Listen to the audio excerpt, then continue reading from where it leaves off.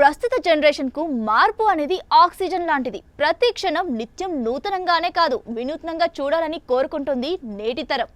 మామూలుగా interview, talk షోలంటే ఇద్దరు ఎదురెదురుగా పద్ధతిగా కూర్చోవడం నుండి నడుస్తూ మాట్లాడడం వరకు చూసాం.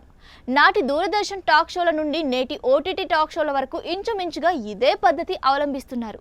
కానీ వీటన్నిటికీ భిన్నంగా నేటి తరం నేటివిటికి దగ్గరగా ది రానా దగ్గుబాటి షో ఉంటుంది. దీనికి హోస్ట్గా పేరుకు తగ్గట్టే ప్రముఖ నటుడు రానా దగ్గుబాటి వ్యవహరించడం విశేషం. ఈ కార్యక్రమం స్ట్రీమ్ అయ్యే కన్నా ముందు ప్రముఖ యాంకర్ సుమాతో ఈ కార్యక్రమానికి సంబంధించి ప్రమోషనల్ ప్రోమో ఒకటి రిలీజ్ చేశారు. ఆ ప్రోమోలోనే ఈ షోకి సంబంధించిన కాన్సెప్ట్ రిలీజ్ చేశారు. ప్రోమోలో సుమా స్టూడియోకి వచ్చి రానాను కలుస్తుంది.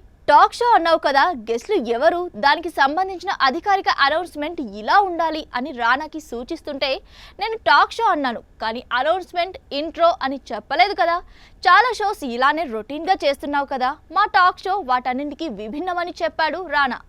రానా అన్నట్టే ఇప్పటిదాకా తెలుగులో వచ్చిన టాక్ షో సంప్రదాయాన్ని the Rana Daggubati show break చేసిందనే చెప్పాలి.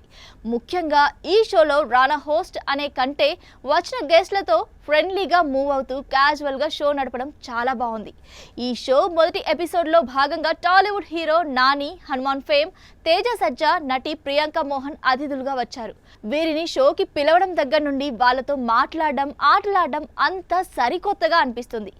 ఎదుటివారి అభిరుచిని కనిపెట్టడం మీడియాలో దర్శకులకు తెలిసినంత మరెవరికి తెలుసుండదు. అలా వాళ్ళు ప్రేక్షకుల నాడిని పడతారు కాబట్టే వారి కాన్సెప్ట్స్ ప్రేక్షకాదరణ పొందుతాయి. దానికి నిలువెత్తు నిదర్శనమే the Rana Daggubati show. Worthable to watch it.